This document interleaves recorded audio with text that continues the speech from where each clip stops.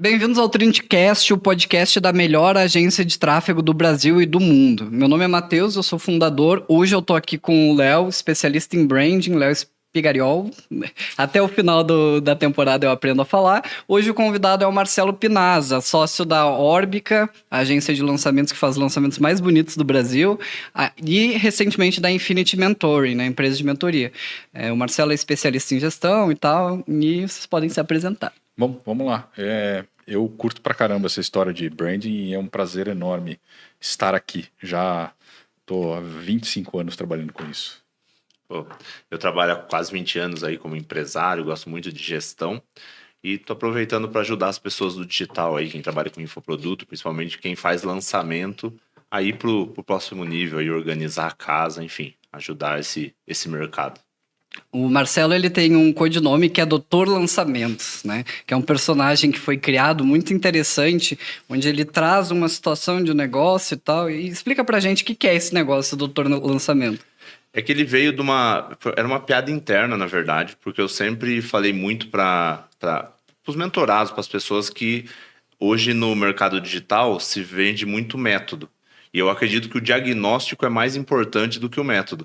Então a pessoa tá lá com problema no fígado, tá morrendo de dor de cabeça, em vez de resolver o problema do fígado, ela fica procurando o analgésico mais forte. No digital é isso, a pessoa não sabe o problema que ela tem e fica pulando de método em método. E aí quando eu ficava dando esses exemplos de dor de cabeça, do fígado, essas coisas, ficou doutor lançamento. E aí a gente gosta muito de fazer produção, audiovisual, resolveu montar uma sketchzinha como se fosse de humor, né? E aí é sempre um caso onde a pessoa vem e eu tento resolver de uma forma bem humorada e depois tem o conteúdo sério no final, mas é sempre uma E aí virou marca registrada? Tá rolando. A gente fez acho que uns 8 episódios. Inclusive, quem quiser ver o episódio do Doutor Lançamento, é o Instagram Marcelo Pinazza, né? Marcelo.Pinazza. Marcelo.Pinazza, super interessante. Marcelo, vamos lá.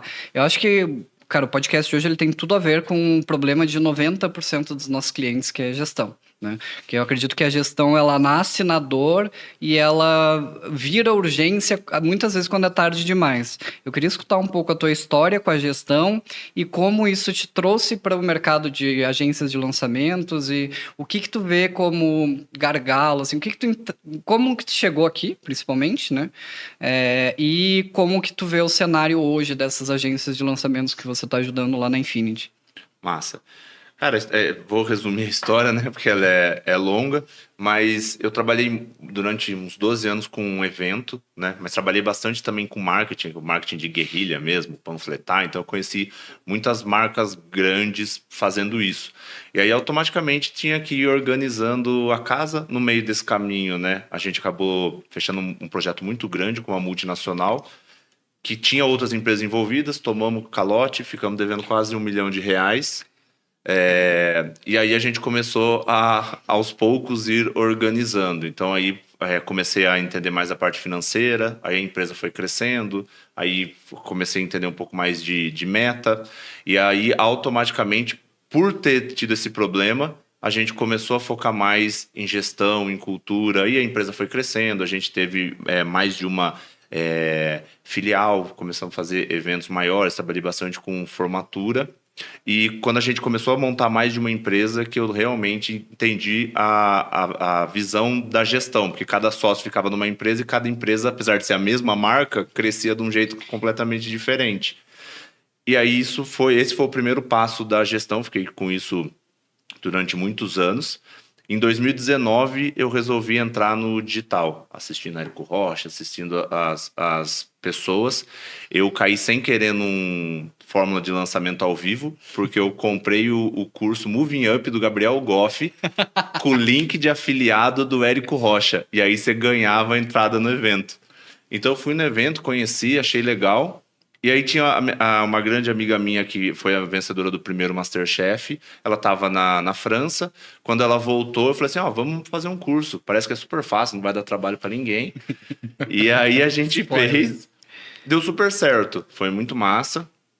Isso era 2019, ela tinha outros trabalhos, eu ainda tinha 2 empresas essa época, mas quando eu vi aquilo, eu comecei, já tive evento embargado, já tive um monte de coisa. Quando eu vi que a parte mais crítica do negócio era um comentário negativo no YouTube, que esse era o problema. Eu falei, cara, não é possível, se o cara compra e não gosta, é só devolver? Cara, não tem problema nenhum. Então eu falei, fácil. cara, não tem como eu não sair mais disso. Aí, quando eu comecei em 2019, eu falei assim, vou preparar por 12 meses a saída de todas as minhas empresas, vou ficar só no digital. Aí vendi minhas empresas em fevereiro de 2020, um mês antes de estourar a pandemia. Vendi 2 empresas de evento, Caraca. um mês antes Vendeu de estourar bem, a então. pandemia. Óbvio que depois teve vários problemas, continuei ajudando por causa disso. Mas aí eu encerrei essa parceria com ela, porque ela ia focar no restaurante, e eu comecei a fazer consultoria. Comecei a fazer consultoria no mercado físico. E aí eu entrei no Mastermind do Vinhas, né? Na Craft, ele me chamou para palestrar primeiro. Eu entrei, conheci meu sócio lá, que é o Will, da Orbica. Ele me chamou como um consultor financeiro na época e acabamos ficando sócio. E aí eu entrei de cabeça nisso, na Orbica e tudo mais, começamos a crescer. E aí fui organizando a casa lá, que é o que eu mais gosto de fazer. E depois falei, cara, vou virar especialista. E aí, junto com o Fred, que também era lá do Mastermind, a gente montou um grupo entre nós 3 que é dono das empresas hoje, né? Que é a Orbic, a Infinity e agora a Imagination, que tá indo aos poucos aí. O Will vai vir aqui hoje também, ele vai falar bastante da Imagination. Uma coisa legal da Orbica é que, não lembro se foi 2 anos atrás, né? Mas até um tempo atrás tinha um time super pequeno, né? A gente tinha ali 8, 9 pessoas com um resultado muito expressivo. Como é que foi essa jornada? Ela partiu da tua entrada até, vamos organizar os processos, vamos organizar as coisas. Quando tu chegou na Orbica, o que tu encontrou lá? Cara, eu entrei em 2020, tinha acho que 6 pessoas, né? 5, não, 6 pessoas. E aí eu acho que é o problema de bastante empresa que tem um potencial muito grande, né? Era um monte de gente criativa, que era muito competente, só que de alguma forma o melhor potencial não estava saindo dali, né? Por falta de organização mesmo. Então as pessoas trabalhavam muito e o resultado já começou a vir, mas tinha muito para crescer. Então, o que eu comecei a fazer quando eu entrei, óbvio que o resultado não foi muito mais mérito deles do que meu, foi o fato de começar a organizar as coisas para eles conseguirem... Quando eu cheguei lá, como eu sabia que ia dar problema colocar processo em gente que nunca tinha feito processo, falei, cara, meu objetivo é que vocês trabalhem menos, melhor e mais feliz. É isso. Só que antes de ficar bom, vai ficar ruim. E aí a gente começou a implementar processos, começou a ajustar as Essa é coisas. ótima explicação. Antes de ficar bom, vai ficar ruim. Sim, a gestão e os processos na vida das pessoas, né? E como que era o resultado da Orbica nesse período, assim? Você diria, e o quanto o crescimento seria atribuído a essa construção dessa estrutura, né? Cara, nessa época, quando eu entrei, ainda não tinha feito 7 dígitos. Eu entrei perto de agosto ali, quando foi... Tava entrando um pouco antes de agosto, foi quando tava abrindo o carrinho, que foi o primeiro 7 dígitos. Então isso já iria acontecer sem eu estar lá. Acho que a meta do ano era uns 2 milhões por aí. Só que a gente precisava focar em alguma coisa para usar esse melhor potencial da galera. Então, basicamente, foi ajudar eles a focarem no que eles eram bons. E a gente sempre partiu do pressuposto que tem sempre a porta para dentro e a porta para fora de qualquer empresa. Então, o meu trabalho, como nesse caso, responsável da porta para dentro ali, eu precisava blindar o meu estrategista e blindar o meu especialista. Então, eu não queria que meu estrategista, que é quem efetivamente vai ajudar a trazer o dinheiro, ficasse perdendo tempo com gestão de pessoas, com organização, com financeiro. Ele fazia o tráfego. Caraca. Nessa época, entendeu? Junto com o copy, junto com tudo. Gente, o parênteses, o Will, ele era designer. Então, vocês imaginam um designer fazendo tráfego, lidando com número. Até fazia certinho. Só que o problema é que não dava tempo. Daí, quando eu cheguei lá, ele falou, cara, tinha que gastar 60 mil, eu consegui gastar 30. Mas por quê? Porque eu não entrei lá e não fiz. Então... esse era o meu objetivo. A mesma coisa com o especialista, porque quando vai crescendo, quando você vê o especialista tá pensando em contabilidade, tá pensando um monte de coisa, tem alguma coisa errada. Se meu especialista tá perdendo tempo brigando com o contador, é porque alguém não tá fazendo o trabalho certo aqui. E aí a gente começou organizar essas coisas. Começou a mapear tudo. Escopo de trabalho. Isso. Começou a envolver eles no que você faz. Porque eu notava que tinha uma dificuldade muito grande em entender o que é demorado com o que é difícil. Então, sempre que a pessoa falava uma tarefa, você fala, cara, mas essa tarefa é difícil? Não, é difícil, eu levo o dia inteiro. Mas, cara, calma, são coisas diferentes. Então, a gente foi aos poucos.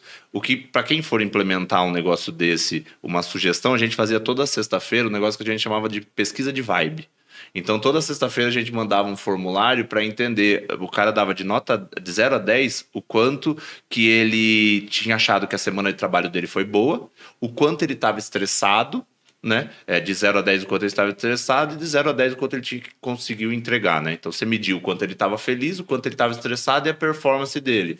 E aí a gente ia medindo isso, porque via que quanto mais subia o estresse, né? A carga de trabalho começava a cair. Então a gente ia ajustando para que em algum momento a pessoa tivesse com o estresse, não dava para deixar muito baixo, mas medindo isso para que aos poucos essa curva mudasse para do tipo, cara, não estou estressado, estou entregando o que eu tenho que entregar, porque eu precisava provar para eles que o processo vinha para ajudar eles, porque essa é a parte mais difícil, a pessoa comprar. Ela não compra porque ela não vê valor para ela. Aí quando vê que, nossa, não trabalho mais de domingo, não fico mais à noite. Aí a pessoa começa a entender. Mas até lá, você precisa ir segurando, porque senão você surta a galera, né? Sim, muito legal. E quando a gente olha o mercado digital, né? A gente tem muita a contratação por competência técnica. Né? De tipo, cara, pô, eu vou atrás de um gestor de tráfego, eu vou atrás de um designer, só que eu deixo o cara lá e aí ele resolve esse problema. Quando que tu acha que é o gargalo, assim? Acho que muito vem de quando ele fica refém, às vezes, de uma pessoa, né? Mas quando que tu acha que é o momento de olhar os processos em uma empresa digital? O momento de olhar os processos é que, assim, eu sempre penso numa lógica de qualquer empresa que está começando. Então, eu acredito que o primeiro passo para qualquer empresa é você provar que você sabe fazer o que você se predispôs a fazer. Então, o primeiro é a sobrevivência. É você provar que o seu especialista realmente vende, que você sabe fazer estratégia, porque se não tiver isso, não adianta fazer nada para frente. Qual que é a parte boa do digital? É que você consegue fazer isso basicamente sozinho. Se você fosse agora montar uma padaria, cara, você imagina o trabalho que dá montar uma padaria? Para quem teve, já tive quatro negócios físicos. Cara, você precisa assinar um contrato de um lugar, entendeu? Começa aí. Começa aí. Você precisa achar um ponto, você precisa de vigilância sanitária. Não dá para você ficar no caixa e fazer pão ao mesmo tempo. Então, você já começa com um funcionário, se for abrir academia, qualquer coisa.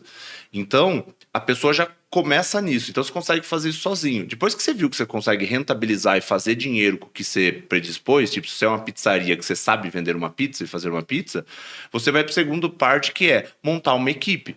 Então, você começa a trazer pessoas que vão te ajudar a organizar isso.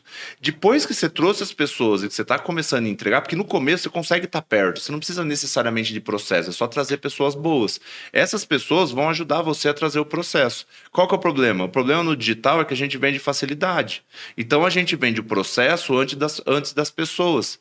Então, a gente traz uma galera que das duas uma, ou a pessoa não sabe nada e vai seguir um processo que muitas vezes você não soube criar, ou a pessoa é melhor que você e vai refazer o processo que você criou lá atrás. Então a gente inverteu essa lógica, vai todo mundo para a parte do processo, quando o ideal é, cara, traz as pessoas boas, que é o exemplo da Orbica. Depois que as pessoas boas já vão... Porque assim, pessoa boa com processo ruim ou sem processo vai dar resultado. Agora, cara, o melhor processo do mundo com pessoas ruins não vão dar resultado nunca. A conta não fecha. Então você vai sempre da sobrevivência, depois você vai para essa parte de trazer as pessoas, criar os processos, e depois disso, como último passo, você vai no ajuste fino, na excelência, no melhorar aqui o audiovisual, do fazer as lives em outros locais. Aí você vai ajustando as coisas depois disso. Aí você cresce, você bagunça tudo de novo. Você nunca volta para sobrevivência, mas daí você tem que trazer mais pessoas, ajustar os processos. E aí esse ciclo... Subdividir mais, às vezes, Isso. né? Aí você vai, aí a partir disso é o crescimento. né? Eu vejo muito caso, não sei se tu teria algum conselho para quem está nessa situação. O cara vai, aí ele faz um bom lançamento, um segundo bom lançamento, ele fala, beleza, eu tenho que montar minha equipe. Ele começa a contratar. Quando ele vê, ele está com 15, 20 pessoas na equipe. E aí o que aconteceu? Ele perdeu eficiência. Ele tem muita gente para, às vezes não sei nem se é pouca demanda, mas fica um caos desordenado, assim, o cara infla de equipe, a margem dele cai e ele fica, pô, não, contratei errado. Aí ele vai lá, demite e tal, até que passa um tempo e ele fala, não, peraí, talvez alguma coisa eu esteja fazendo errado. Tipo, uma pessoa que está nesse momento, eu tive meus primeiros resultados, eu preciso crescer a equipe, mas notei que eu estou em um lugar de ineficiência. Perdi eficiência, perdi margem, e aí? As duas coisas que acabam com qualquer empresa que faça lançamento trabalhando no digital. Tem duas coisas que são as piores. Primeiro, contratar um monte de gente. E segundo, que até pior, ter mais especialista. Uhum. É isso. Então já é meio que contra isso. Mas, cara, como não vou ter mais especialista? Eu vou explicar as duas coisas. Para qualquer empresa, a gente, se é pra pessoa escutar só essa parte, cara, vai ficar com uma coisa só do podcast. Não vai escutar mais nada, vai ignorar o que o Marcelo vai falar, quero pegar uma coisa só. Cara, você tem que ser obsessivo em diminuir a complexidade. O que aumenta a complexidade de um negócio? Quantidade de pessoas, quantidade de especialistas, quantidade de produto, quantidade de canais de venda, quantidade de funis, né? Perpétuo, high ticket, social selling, canais de comunicação. Então, pô, quem é especialista e tem um Instagram e resolve abrir um YouTube, o cara vê o trabalho que dá. Então, tudo isso aumenta a complexidade, né? Quando a gente começa... E o que tem a tendência a aumentar muito a complexidade? Um novo especialista, porque isso traz processos novos, pessoas novas, mas, pô, eu preciso ter um novo especialista por causa de faturamento. Aí o que acontece? Aí você cai naquele problema que eu falei da padaria. Se você precisa de um novo especialista, eu vou chegar nas pessoas ainda, mas se você tem um novo especialista porque o outro especialista não dá vazão, é como você abrir uma pizzaria sabendo que sua pizza é ruim. Entendeu? Sim. Por quê? Porque, cara, se você tem um especialista e você não vê que ele vai te dar muito resultado, por que você vai pegar outros? A não ser que você desenhe um modelo de negócio para fazer isso, mas daí, se você desenhar um modelo de negócio para ter muito especialista, onde você vai aumentar a complexidade? Nas pessoas. Uhum. Então, se você pegar os maiores do mercado, né, qualquer um deles, a grande maioria fez o quê? Diminuiu a complexidade. Eu vou me lançar e vou ter uma equipe que vai fazer isso. Você pode pegar Ícaro, Vinhas, Ladeirinho, sei lá, qualquer pessoa do digital. Tem as pessoas fortes? Tem, mas é mais exceção do que regra. Sim. Então essas pessoas ficaram muito boas em fazer isso. O lance da equipe é a mesma analogia. É você ter uma equipe cada vez mais sênior e que te ajude mais. Por que na Orbic a gente conseguiu fazer 10 milhões com 6 pessoas e 2 sócios? Porque os 6 eram muito sênior. Qual que é o lance? Não vou entrar muito no técnico, mas qual que é o lance da senioridade? Quando a gente abre uma empresa, a pessoa que está abaixo da gente, a gente vira líder dessa pessoa. Sempre que a gente é líder de alguém, a gente vai bifurcar. Tem duas coisas que a gente vai desenvolver essa pessoa. A parte comportamental e de direcionamento e a parte técnica. Né? Quando a pessoa é muito sênior, por que diminui a complexidade? Porque você não tem a parte técnica. Você tem um designer que é melhor que você, muito melhor que você. Você tem um copy que é muito melhor, entendeu? É o fato do tráfego, por exemplo. Quando você tem uma pessoa do tráfego boa, você não tem que ficar olhando se a pessoa está apertando botão ou não. Entendeu? Tem que direcionar, eu quero chegar aqui. Isso, e aí quanto mais sênior a pessoa for, mais ela vai te ajudar a crescer. Então quando a gente pensa nisso de equipe, de contratação, a gente sempre tem que pensar na complexidade. Porque essa galera, qualquer colaborador que você traga, ele vai ou subtrair ou somar ou multiplicar. Quem que subtrai? Não é que o cara é ruim.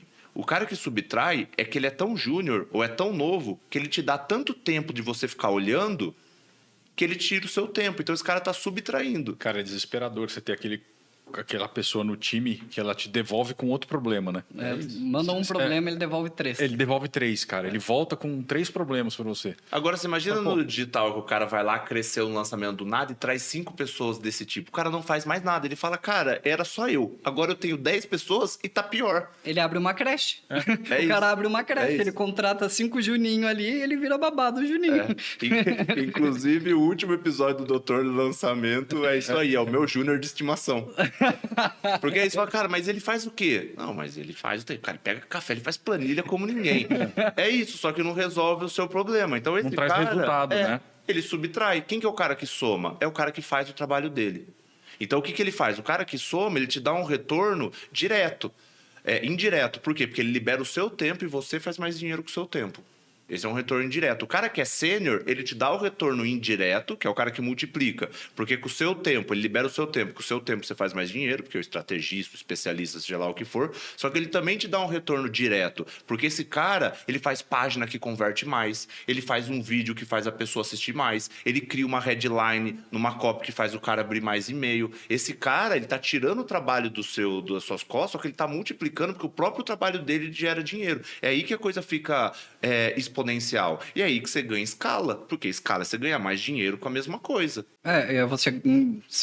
Você compra o tempo de outras pessoas justamente para liberar os seus. Então, mas aí eu acho que tem uma diferença muito grande nesse processo do que a gente vive entre o cara que tem um emprego, o trampo dele, que ele vai lá para cumprir as horas, que aí é aquele que subtrai, do cara que está ali se comprometido com o resultado.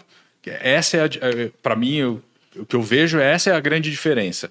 Aquele que está ali para cumprir a hora e receber a grana dele no final do mês é o cara que subtrai, porque ele está pouco se lixando com o resultado, ele não quer saber, ele quer ocupar uma função. E às vezes você precisa desse cara. Sim. Às vezes não o que vai subtrair em si, mas por exemplo, comecei a crescer, preciso de uma pessoa no financeiro. Talvez aquela pessoa é só contas a pagar e receber. Você quer uma pessoa que só faça o trabalho dela. Ele não precisa ser estratégico. Porque daí você só quer o retorno indireto. Você só quer que ela libere o seu tempo de apertar o botão. Esses cargos, normalmente, você consegue terceirizar. É por isso que existe tanto BPO. Porque é um cargo que é mais fácil de você fazer isso. Só que o grande lance que eu acho que o digital é o mundo dos extremos, né? Então ou você contratar um monte de gente que você tem margem, ou a equipe enxuta. Só que equipe enxuta não significa equipe pequena. Equipe enxuta significa a menor equipe que você precisa para gerar o que você precisa gerar de resultado. Só que para você ter uma equipe enxuta, você precisa ter isso que você falou, da pessoa estar comprometida com o resultado. Porque ela vê que se ela gerar mais resultado para você, o resultado retorna para ela. Só que aí a gente entra numa conversa que a maior parte das pessoas ainda não chegou nisso, que é você falar de plano de carreira, de desenvolvimento, de acompanhamento, porque senão você não motiva a pessoa a continuar fazendo isso. Porque daí entra em todos os estudos de psicologia humana que vai ajudar a pessoa a desenvolver. Porque quando que a coisa acontece de verdade, o potencial máximo acontece? Quando você tem as metas da empresa, e quando você entende os objetivos da pessoa que trabalha com você.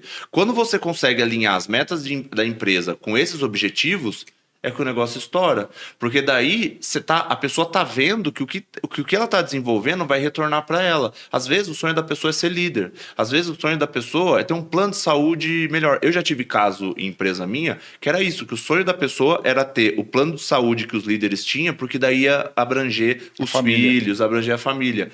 Então é tão mais simples, só que, cara, quantas pessoas sentam para fazer essa conversa, para pensar nesse desenvolvimento? Cara, aonde você quer chegar? O que você precisa desenvolver aqui? Quando caminha isso com a parte da empresa, é que a coisa acontece. Porque a motivação tem muito a ver com isso, com feedback e melhoria contínua. A gente é super motivado a chegar num resultado. O desenvolvimento move o ser humano desde sempre. Só que se você larga o cara sentado lá e conversa com o cara uma vez por semana no Zoom, junto com mais 15 pessoas... Cara, você tem que dar muita sorte. E aí se tocou num assunto legal, que acho que é até polêmico, a questão do físico e virtual, né? Boa. De trazer essa cultura qual que é o seu ponto de vista? Como para vocês enxergam acho isso? Que a big picture é tipo, a gente tem uma dificuldade, né? Eu vejo global. Existe uma dificuldade em construir uma cultura remota. Como que é essa relação para ti? Como que a gente cria esses mecanismos de, eu tô remoto, mas eu preciso manter a galera unida ali, e é mais difícil, ou não? Cara, assim, depende da estrutura, mas pensando, a gente tem uma coisa que eu sempre falo, né, que é um negócio que eu bato bastante, que é o que a gente chama de ponto de escala máximo, que dependendo do nível que você tiver, é um ponto diferente. Pra você ficar se comparando com os outros, você fica louco. Então, para todos tem. Eu acho difícil alguém chegar no máximo potencial sendo home office. Tipo, beira o impossível. Porque, cara, tem um monte de empresa que tem muito mais recurso, RH, um monte de coisa e não conseguiu fazer isso. Mas tem pessoas que tá tudo bem estar no home office. Aí vai entrar numa conversa meio polêmica, né? Mas tem bastante gente que fala assim, cara, eu fico home office porque, cara, eu quero trabalhar de casa, eu quero fazer isso. E aqui, não sei se eu vou me arrepender de falar isso, mas aqui a gente divide em duas partes. Eu sei que eu já tive briga com muita gente por causa disso. Do cara ser empresário e do cara ser empreendedor. Tá? É óbvio que o conceito não é esse que eu vou falar, vou só fazer um desenho. O empreendedor é o cara que monta a empresa para servir as coisas que ele quer. Beleza, no digital muita gente entra para isso. Eu quero só sair do CLT, eu quero só ganhar X mil reais por mês e monta toda a estrutura para isso. O empresário, ele está comprometido em, no final da linha, gerar o máximo que ele pode. Então, quando você pensa como empresário, talvez vai chegar o momento em que você vai precisar decidir ir para o físico. Por quê? Porque você ganha performance, você ganha cultura. Principalmente no digital, que a gente não tem essa pegada de gestão. Quando a gente monta a tal da padaria, você vai no Sebrae, você vai ler o mito do empreendedor. Quando você monta uma padaria, você se intitula um empresário. Quando você entra no digital, ou você se auto-intitula especialista, ou se auto-intitula estrategista. Então você já fugiu da gestão. Como o cara não tem esse viés de gestão, e a grande parte das empresas muito grandes tem dificuldade em fazer home office, você vai ter essa dificuldade. Só que você pode estar feliz com o seu resultado e continuar como empreendedor, montar o que você quer e beleza, ou você pode ir para um lado de empresário e querer potencializar isso. Na minha visão, a potencialização máxima, né, o ponto de escala máxima, ele está ligado com você ser físico. Por quê? Porque você ganha velocidade e você não tem tanto trabalho com cultura e trabalho com RH. Tu trabalha em ambiência, né? O aprendizado que é o não intencional. O aprendizado intencional é fácil. Ó, hoje vai ter um Zoom, vou ensinar vocês a fazer isso. O não intencional é ter alguém sentado aqui e tá escutando essa conversa. E falar assim, nossa, eu não tinha pensado nisso. Nossa, é legal isso aí. Tácito. Chama. Aprendizagem tácita. É isso. É a pessoa vendo no dia a dia. E você, às vezes, cara, precisamos resolver isso. Você juntar todo mundo. Porque muitas vezes você negligencia. Como você tem que marcar um Zoom, botar na agenda lá, você não faz. Ali você chega, cara, vamos resolver isso aqui rapidão? E você senta do lado. Mas beleza, qual que é o pior modelo de todos? Que é o meu modelo, né? Não é que é o pior, é que dá mais trabalho. É o modelo híbrido. Esse é o pior. Porque né? É o mais exigente, na verdade, não é o pior. Eu acho que é o que mais exige energia. Porque no físico, você organizou as coisas para ser físico. As coisas são resolvidas aqui. Tá quer resolver? Vamos e a regra é essa, né? Não, e a regra é essa. Agora, quando você está 100% online, você monta uma estrutura para as coisas funcionarem online. Quando você tem o híbrido, cara, a chance das conversas de escritório ou de acontecer isso, de ficar ali, é muito maior. Né? No híbrido, o cara que tá remoto, ele é que nem corno, né? Ele é o último a saber das coisas, assim. Exatamente. O cara que tá remoto é o último a saber. O escritório tá lá e tal, trocando, e aí, aconteceu a confraternização. O cara que tá remoto é o último a saber. Não, o almoço, o cara decide no almoço ali. É que assim, o nosso gestor de projetos, ele é um gestor muito sênior, né? Então, o cara já fez desde aeroporto, já ganhou, o cara já fez tudo, só não fez, acho que coisa lunar, o resto ele fez tudo. Então, como ele é o cara home office, ele sempre tenta organizar das formas que a comunicação melhore, para não acontecer uma conversa e essa conversa nunca chegar na pessoa, né? Mas é um modelo, tem até um estudo, eu não lembro quem que fez o estudo agora, que mostra nesse ambiente de home office, para quem é híbrido, né, empresas grandes, que a grande maioria dos funcionários que são promovidos são do ambiente físico. Por quê? Cara, empatia. O cara tá sentado do lado do líder. Imagina você é líder meu e dele. Ele tá todo dia do seu lado. E eu tô em casa, só se fala pro Zoom. Cara, por empatia, eu posso ser até um pouco... Óbvio que se for muito melhor, mas se for só um pouco melhor, você sempre vai escolher ele. Ele precisa se esforçar menos, né? E tá ali, entendeu? Dá pra pegar um café pro chefe, se for o caso, entendeu? Trazer uma maçã. E fala assim, cara, como que eu posso... E outra, se você precisar de um negócio rápido, você vai pedir pra quem? Você vai marcar um Zoom comigo ou você vai pedir pra ele que tá do seu lado?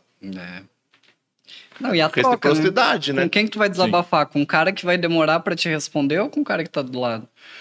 Com certeza. Cara, sempre... É porque eu vi o livro ali, Armas da Persuasão, e eu tava relendo ele. E, cara, reciprocidade é um dos gatilhos mais fortes. A partir do momento que você pediu uma coisa pra ele e ele te ajudou, fica uma dívida inconsciente. Isso. E no online é muito mais difícil isso acontecer, porque o cara tem que ter uma proatividade pra perguntar se você quer entender o seu problema, que você como dono, como dona... Cara, você quer que alguém resolva o seu problema. Às vezes o cara tá ali do lado e fala, cara, pensei nisso. Ou o cara vai dar uma ideia bizarra que vai dar certo, que no online essa ideia nunca chegaria em você. Exato. Óbvio que tem exceções, mas aqui, cara, não dá pra gente trabalhar com exceção quando a gente tá falando de estruturar uma empresa, né? Porque senão você fica louco. A gente dá sorte pro azar, na verdade, né? A gente, tipo... E eu vejo muito isso lá na empresa. A gente tá 100% remoto, a gente se encontra uma vez por ano, e aí outro dia o menino mandou... A gente tem um grupo de desabafo, né? A gente chama de AA dos clientes, Alcoólicos Anônimos dos clientes, assim. Ele falou, ele só mandou um A gigante, assim, 3 linhas de A. Ele falou... Preciso encontrar vocês, tô muito estressado. Aí a gente ficou tipo, porra, saca? Mesmo uma empresa 100% remota, uma empresa que nasceu remota, tem essa coisa. E eu lembro que na pandemia, eu trabalhava numa empresa ainda, não existia agência. Eu fiquei mais tempo em quarentena do que presencial, quando eu encontrei presencialmente meus colegas de time, cara, mudou completamente a relação. É assustador. É assustador o quanto muda. E a pessoa muda junto com você, né? Porque a coisa mais importante que você pode dar para uma pessoa é o seu tempo. E no remoto é muito estímulo, né? Pô, eu tenho um Reels, eu tenho uma live, eu tenho um livro... Demanda muito... É o lance da complexidade. Você deixa muito complexo. Principalmente no digital, que as pessoas não começam a empresa falando, cara, sou um empresário e vou aprender gestão. Sim. A maior parte das pessoas não quer aprender gestão. Eu tava contando pro Matheus que em 2001 eu resolvi montar um escritório de design virtual. Em 2001, a gente usava o ICQ para conversar entre a galera. E quando a gente percebeu depois em 2002 que a gente precisava do escritório físico, porque o fato de você ter a liberdade de poder trabalhar de pijama te dava uma sensação, talvez às vezes, de não comprometimento, de não responsabilidade que você tem um negócio em si, né?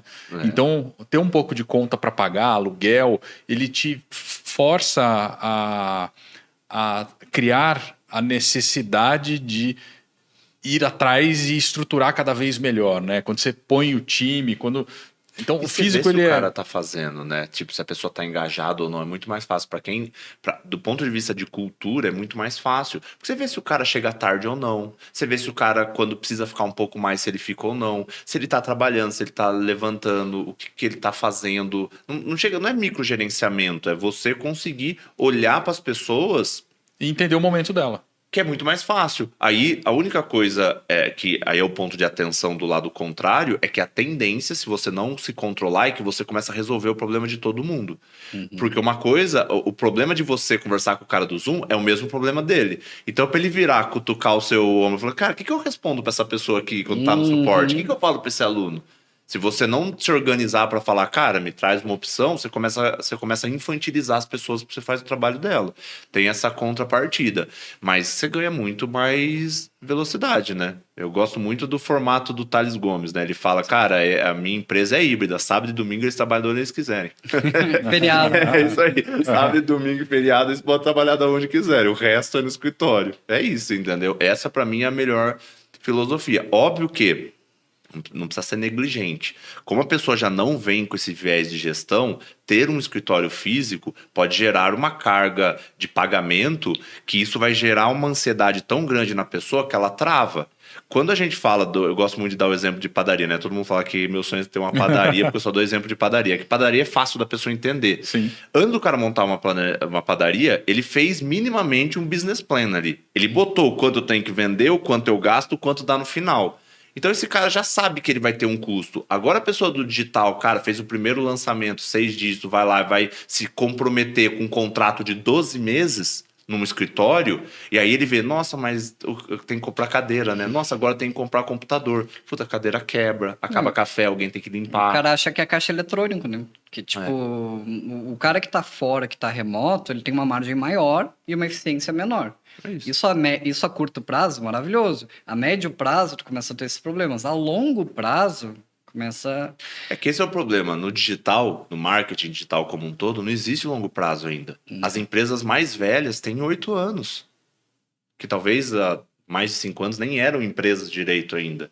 Entendeu? Então hoje, cara, a galera tem 2 anos, 3 anos no digital. Quando eu pego muito, cara, mentorado meu muito velho no digital, é 5 anos. As pessoas não tiveram longo prazo ainda. As pessoas ainda não tiveram aquele... Cara, o processo trabalhista, o problema de cultura, o problema de ter uma pessoa que compromete o resultado. Isso ainda não existe no digital. Começou a existir agora porque as coisas vão ficando mais complexas, né? Com a diminuição de margem, com o mercado amadurecendo, as pessoas começam a ter que pensar nisso. E aí, se tem que pensar nisso, esses problemas vão começar a surgir, entendeu? E é uma coisa muito natural, a gente vê pela galera da Infinity, né? O cara procura gestão quando, cara, quando fudeu. Tipo, quando ele olha assim e fala, meu, eu tô faturando R$1 milhão e tô lucrando 40 mil. Que eu nunca tinha parado para calcular. Eu lembro uma vez no Mastermind que a gente foi fazer um painel comparando coprodução com prestação de serviço. Aí eu comecei a palestra falando assim, cara, um coprodutor, para lucrar R$120 mil, ele tem que vender R$1 milhão. Todo mundo ficou tipo... Tipo, cara, um lugar cheio de coprodutores. Tipo, vocês nunca calcularam isso, sabe? Tipo... Então, eu acho que... E é um pouco de cultura do brasileiro, né? Tem muita indústria que o cara se sustenta sem pensar muito. Tipo, o cara herdou a empresa, sei lá. Então, pegando esse gancho até de eficiência, da relação estratégia, da diminuição de margem, assim, onde que tu vê o próximo passo? Assim, a gente tem um ano entrando agora com, enfim, lead mais caro, com todas as coisas acontecendo. O que tu diria que é um ponto-chave do lucro daqui para frente agora que não tá tão fácil entrar no negócio? Cara, eu acredito muito que é esse lance da complexidade. É de você conseguir lucrar a mesma coisa, né? Ou, tipo, crescer sem necessariamente ter que investir mais, né? Então, por exemplo, cara, como que eu consigo aumentar o meu ROAS? Pô, até hoje é raro você encontrar alguém no digital que fala de produto. Só que, cara, produto é CAC zero. Se você consegue renovar, se você consegue ter uma ascensão com a pessoa, entendeu? É muito mais fácil.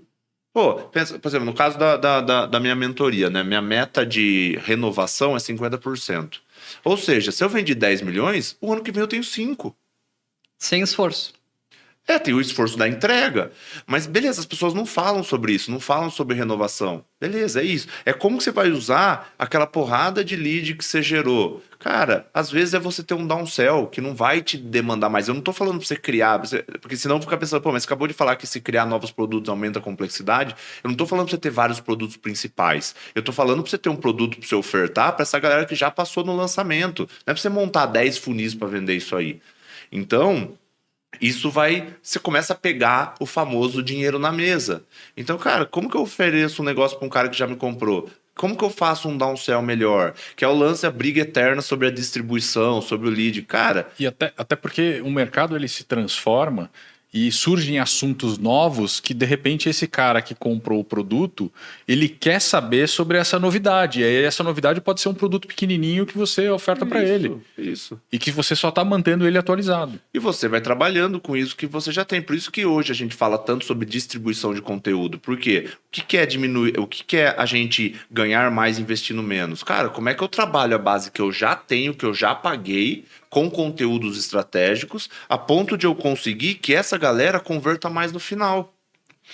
No processo de indústria, de varejo, a gente tem essa regra de a recompra, ela custa muito menos o cliente fidelizado do que você conquistar um novo, né? Porque o novo você tem que contar toda uma história e convencê-lo de que ele precisa daquilo, né?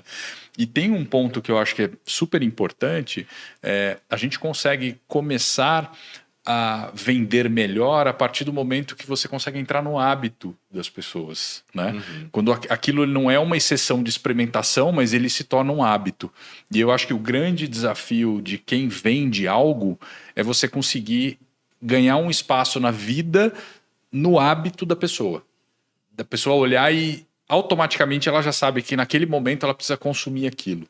Porque seu custo de aquisição vai cair, né? Porque você já tem pessoas que estão falando sobre você, ou que já tem, você não precisa ficar lembrando Exatamente. dessa pessoa, né? Mas eu acho que é um modelo mental mesmo da pessoa que tem que mudar no sentido de que tu estava dando exemplo de indústria, né? Eu tive empresa que tinha margem de varejo, 5, 6%. Quando você tem essa margem, você não tem por onde errar. Então você começa a ver que cada etapa do processo é importante. Cara, então assim, você não pode contratar uma pessoa e depois mandar ela embora. Porque isso custa e você perde eficiência, perde resultado. No digital, como as margens são maiores, as pessoas negligenciam mais coisas. Então elas não têm esse detalhe do tipo, cara, vamos fazer um onboard melhor porque a gente tem 5% de reembolso? Vamos tentar ter 4% de reembolso? Cara, como que a gente trabalha melhor esse fluxo para vender com as pessoas que tem aqui? Porque daí você vai escutar as ideias do que? Não, agora a moda do digital é time de venda, inside sales. Cara, isso aí é moda de qualquer empresa, tem pelo menos 100 anos. E agora no digital, as pessoas do digital descobriram agora isso aí.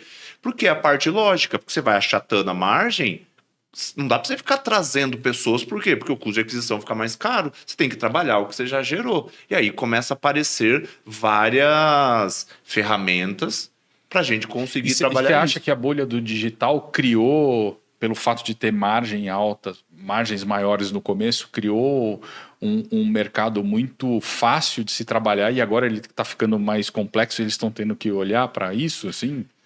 Eu acho que assim, a parte boa do marketing digital é que a barreira de entrada é baixa, né? A grande maioria, eu fiz uma pesquisa uma vez e 83% das pessoas que responderam começaram no digital sem dinheiro nenhum. Então traz muito Diferente essas da pessoas. padaria. Diferente da padaria que você já começa gastando alguma coisa, né? Então essas pessoas vieram sem preparo e vieram. O mercado foi evoluindo, né? Acho que está longe de evoluir, mas a tendência é quem não se organizar, quem não pensar em gestão, quem não pensar em processo, vai definhar e vai voltar a ser CLT ou vai ser aquela pessoa que vai, tipo, empreender para ter os seus 5, 6 mil reais por mês e beleza. Tá Pra tudo, sobreviver, né? para sobreviver e tá tudo bem. Isso existe no mercado físico, no mundo de verdade ali, desde sempre. Só que daí o que vai acontecer vão ter outras empresas mais organizadas que vão pegar essa fatia. Eu acho que esse é o próximo passo. Qual que é o outro passo? Quando for juntando tudo. Porque se pensar, quando eu era criança, cara, olha o tanto de banco que tinha. Hoje, né, vamos tirar sem os digitais. Hoje tem 4. Quantas universidades tinham? Hoje são 3. Né? 3, 4 que é dono de tudo. Quantas telefonias tinha? Tinha um monte. Agora tem 3 telefonias. Então, eu acho que o mercado já vem acontecendo isso e a gente já começa a ver algumas empresas grandes do digital sendo compradas. Então, isso vai correr paralelamente. Quem é pequeno, ou quem não está organizado, né? Quem é pequeno, né? Quem não está organizado, vai apanhar de todo mundo. Quem está organizado ainda vai surfar uma boa fatia, por quê? Porque é questão de matemática. Tem muito mais especialista bom do que agência, porque a agência vai virar muito commodity. Então, esses especialistas vão poder... Porque é óbvio que um especialista com uma boa agência, com um bom coprodutor, vai crescer muito mais. Essas pessoas vão poder escolher a dedo. Porque essas pequenas não vão conseguir dar aquela atração, né, que a gente vê bastante no digital, do tipo, cara, a pessoa não sabia fazer nada, pegou um especialista excelente, boom, 1 milhão.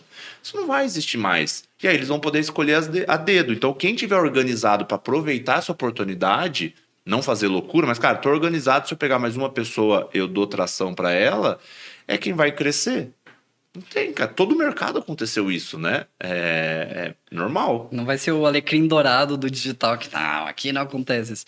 Mas eu já vejo Pode até existir essa pessoa, né? Mas assim, deve existir aquela única paleteria italiana, mexicana que sobreviveu, né? De todo aquele monte que abriu uma época. Só tem uma. Deve ter aquela, Quando eu olho, assim, eu já diria que a barreira de entrada, olhando com 3 anos atrás, já mudou muito, cara. Tipo, ROAS 3, né? Então, investi ali R$1.000, voltou R$3.000. Hoje é o normal. Antigamente era tipo, investi 1.000, voltou 10.000. Investi 1.000, voltou 100.000. Então, eu vi muito essa história aí. Tipo, o cara é um coprodutor, pegou um bom expert, fez 2 bons lançamentos, ganhou muito dinheiro, o expert foi embora e o cara morreu. Tipo, acabou a coprodução, voltou para o mercado e tal, é muito comum. Eu acho que com esse aumento do custo de aquisição de cliente, a gente aumenta também a maturidade e a gente tem que pensar nessas estratégias de LTV, que às vezes é uma compra. né? Que é o jogo de empresa grande. Tipo, aqui a gente tá gravando no Grupo Primo, né? A estratégia deles hoje é bem focada em compra de outras empresas. Então, eles vêm lá, pô, tem um cara de finanças crescendo e tal, eles vão lá e, vou comprar esse cara. Aí, o que eu ganho? Eu ganho um ativo de mídia dele, que vai reduzir meu CAC, e eu vou aumentar o LTV porque eu tenho um escopo de produtos que ele não tinha acesso até então. E eu acho que a gente perde muito tempo pensando em reduzir o custo de aquisição de cliente, que não tem nada de errado, mas a gente esquece que às vezes a melhor coisa a se fazer é ter um novo produto. É ter um downsell, que tu falou, um produto de high ticket, às vezes um mastermind, que apesar de não ser um negócio que dá muito lucro por causa dos custos, né? É um negócio de relacionamento. E acho que a gente foca tanto em aquisição que a gente fica meio cego nesse ponto de produto e tal.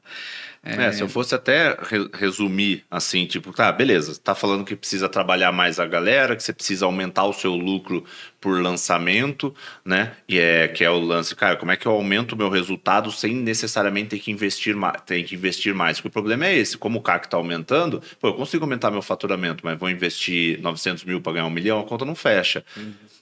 A gente definiu, né, que faz parte do nosso método, 6 alavancas, né, que fazem, que elas ajudam a você resolver isso aí. Então a primeira é o que a gente falou que seria produto, alavanca de produto.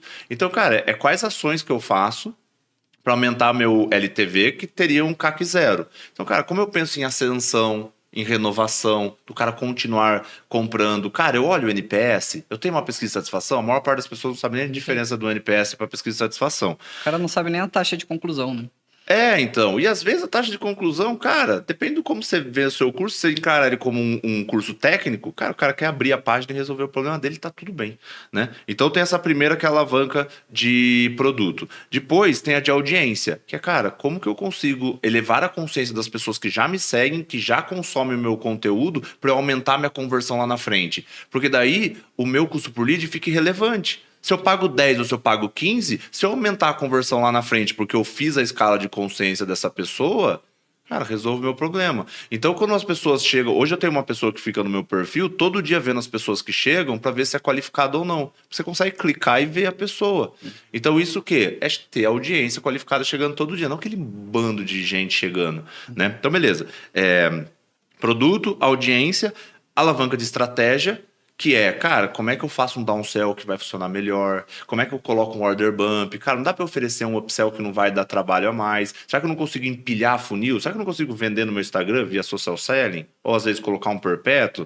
Enfim, aí tem a alavanca de tempo mesmo, que é o como eu libero o meu tempo para fazer relacionamento com um especialista. Porque você concorda comigo que os lançamentos grandes, eles trazem a tecnologia antes dela acontecer? Vai tudo acontecer com quem tem dinheiro primeiro. Se você não tiver tempo, ou especialista ou estrategista, para acompanhar isso, você acaba perdendo. Aí depois vem as duas últimas alavancas, que é a de equipe e a de processo. É você ter aquela equipe enxuta que é lucrativa, ou seja, a equipe que está pensando em como vai melhorar o seu negócio, e um processo para garantir que as coisas são entregues no prazo. Porque hoje, principalmente no digital, a qualidade do seu processo, a capacidade sua de entregar coisas no prazo, está diretamente ligada com a qualidade que você entrega lá na frente. Não é igual a indústria que, se você atrasar um pouco, você continua saindo a mesma água. Independente se você entregou um dia antes ou um dia depois. No digital, se você atrasa um dia ou não, ele compromete completamente CPL, resultado, compromete tudo. Então, esses são 6 pontos que normalmente no digital a gente só pensa na alavanca de estratégia. O como eu vou trazer o lead mais barato, como eu vou fazer 6.822 anúncios, ou como eu vou ficar enchendo o saco de quem é do tráfego para ele diminuir o custo por lead. Story of my life, né? Tipo, do tipo, cara, não sei. Clica em outro botão, bota em outro lugar, não importa, o criativo tá aí, cara. A gente falou com o Felipe sobre isso, né? Da importância de olhar o todo e não ficar muito tempo preso em uma única alavanca. Porque eu falei com o Felipe, cara, a gente estava a 8 reuniões olhando dados de tráfego. Cara, a gente já identificou um padrão, a gente sabe que daqui para frente vai aumentar o volume de palavra-chave, vai reduzir o volume de palavra-chave e tal. Por que a gente não olha outras iniciativas? E quando tu tá no operacional, né, que eu acho que, 80% do mercado tá nisso, qual que é o tempo que tu dedica para isso? E eu acho que até uma coisa que vocês defendem muito na Infinity é isso, né? De que, tipo, se o cara não tá pensando em como crescer o negócio dele, quem que tá? Esse é o grande problema. Porque, assim, todas essas alavancas, elas são alavancas de gestão. Então, tipo, é gestão da audiência, gestão da estratégia, é gestão do tempo. É que gestão do tempo tá todo mundo acostumado a falar. Mas tudo tem número, tudo tem indicador. E nesse caso da gestão do tempo do dono, é exatamente isso, cara. Se você não tiver 50, 60, 70% do seu tempo livre, o que acontece? O óbvio, você prejudica todas as outras alavancas. A gente tem uma avaliação, né, que a gente chama de avaliação 360, que a gente faz a avaliação dessas três. Normalmente não, em 100% dos casos, que essa alavanca do tempo do dono tá com a nota muito ruim, as outras também não estão boas. Porque se você não tiver tempo, como é que você desenvolve sua equipe? Que é o que a gente tá falando no começo. Se você não tiver tempo, como é que você pensa em estratégia nova? Não tem como, entendeu? E aí vai sempre ter esse problema. Você tem que ser obsessivo em diminuir a complexidade, porque com um negócio menos complexo, você consegue ter mais tempo para fazer o que importa. O estrategista tem que ter tempo para estrategiar. O especialista tem que ter tempo para gerar valor para a audiência. Porque, cara, tudo, no mundo físico, tudo gira em torno de produto. No digital, não. No digital, você vai lá, faz uma ação, vende, se vai entregar, não vai entregar. Cara, eu vou pensar isso no próximo lançamento. Porque você vende para 1.000 pessoas, aí das 1.000 pessoas, 900 estão insatisfeitas, 90 não opinaram e 10 te dão um depoimento foda. Você usa esses 10 depoimentos pro resto da sua vida. E vai ajudar a vender. E vai ajudar a vender. Vai ajudar a vender. Então, assim, cara, cada vez mais eu vejo como caminho do mercado. E agora o produto foco em físico produto. não. O produto físico, se ele fica ali na prateleira, empoeirado, você tá Se fora da Se a prateleira. sua pizzaria for ruim, Sim. se sua pizza for ruim, cara, você não vende, não tem milagre. A não ser que você dê a sorte de, cara, num raio de 700 quilômetros, Se é a única a minha pizza. pizzaria. Não. Se o cara tá na zona de Congonhas ali, que tem o tempo todo o fluxo de novas pessoas, que a gente sabe que não é verdade, né? As pessoas da internet, elas vão pulando de galho em galho. Agora eu gosto do Marcelo, depois eu gosto do Will, daqui a pouco eu tô em outro. E aí o cara pode ser que ele não coma Que nem pizza shampoo, e né? coma outra coisa. Que nem shampoo.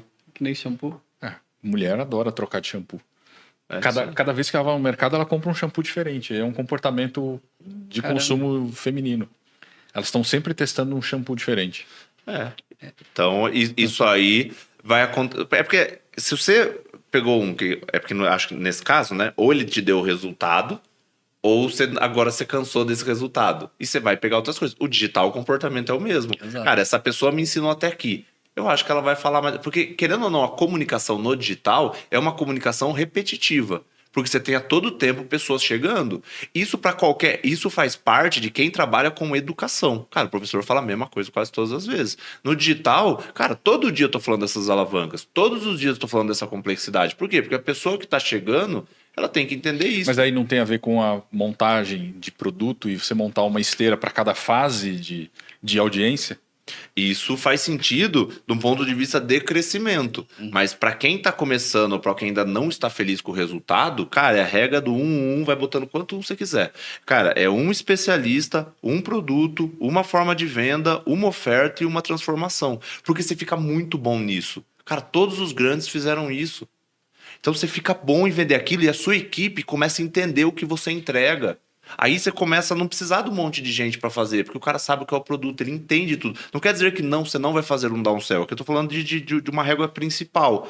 A partir desse momento, você começa a entender, cara, maximizei minha audiência, maximizei minha estratégia. Qual que é o próximo passo? Cara, talvez agora eu preciso de um outro produto. Por quê? Porque como a gente fala bastante dessa alavanca de audiência, se a gente começar a comunicar muita coisa, são poucos comunicadores que conseguem não ter uma comunicação que não comunica com ninguém. Então, cara, meu público é esse. Eu vou comunicar com esse cara e vou transformar a vida dele nesse sentido. Se eu começar a abrir muito e ter mais transformações, é muito difícil você conseguir comunicar. Quem fala com todo mundo não fala com ninguém, né? É isso. É isso. Aí, beleza. Aí você pode ir para um lado de vou virar uma faculdade. Porque daí o cara escolhe o curso e entra lá e você entrega o negócio pronto para ele. Mas é porque aí a autoridade já é muito grande. Mas a resposta é, cara, quando eu gero o máximo de resultado para essa pessoa. Eu só consigo gerar o máximo resultado para essa pessoa se eu tiver um produto muito bom. Se eu tiver um produto muito bom que gera resultado, você concorda comigo que da frente para trás é o mais fácil? Sim. Porque, cara, você vai ter os depoimentos, você vai ter o boca a boca, você fala, cara, beleza, é isso que você quer? Você quer emagrecer? Cara, é o que eu sei ensinar você a fazer. Você vai fazer isso igual todas essas pessoas. Tem outras pessoas que fazem isso? Tem. Mas o meu método é isso. E beleza. É assim que era para funcionar no mercado. Minha pizza é excelente. Você quer uma pizza? Você só precisa chegar até essa pessoa, entendeu? Não tem que fazer toda aquela mirabolância. É que hoje a gente tem que fazer, porque meio que ninguém confia em ninguém, os produtos efetivamente não geram uma transformação. E aí começa a ter uma mudança de mercado muito mais para mentorias e produtos high ticket, porque começa a mudar essa percepção do tipo, cara, tem um monte de curso, eu não consigo fazer, ele não gera resultado para nada. Mas eu acho que se eu pagar um pouco mais caro e esse cara tá do meu lado, eu vou conseguir. Então, antes as pessoas estavam pagando só pelo método e pelo conteúdo. Hoje as pessoas estão pagando pela proximidade, pelo acompanhamento. Me dá a mão que a gente vai fazer junto. E, cara, e dá resultado. Sim. Né? Muito mais que um curso gravado, Cara, na maioria das vezes. Muito mais. Eu fiz um desafio com todos os meus mentorados agora no começo do ano para todo mundo lançar junto. Né? Não lembro quantos participaram, mas o pessoal levantou que 40% das pessoas que participaram tiveram o melhor lançamento da vida. Por quê? Porque não é só por causa do, nossa, você tem a melhor metodologia. Não é isso, é acompanhamento. E o principal depoimento deles é, cara, eu vi que eu não estava sozinho. Que estava todo mundo fazendo. Porque a gente fez o desafio, na semana todo mundo fazia as coisas junto. Essa semana, todo mundo captando, todo mundo fazendo. E essa troca de informação gera muito resultado. Só que você faz isso num grupo seguro, porque, cara, você já viu alguém no digital falando que vendeu 700 mil e está no prejuízo?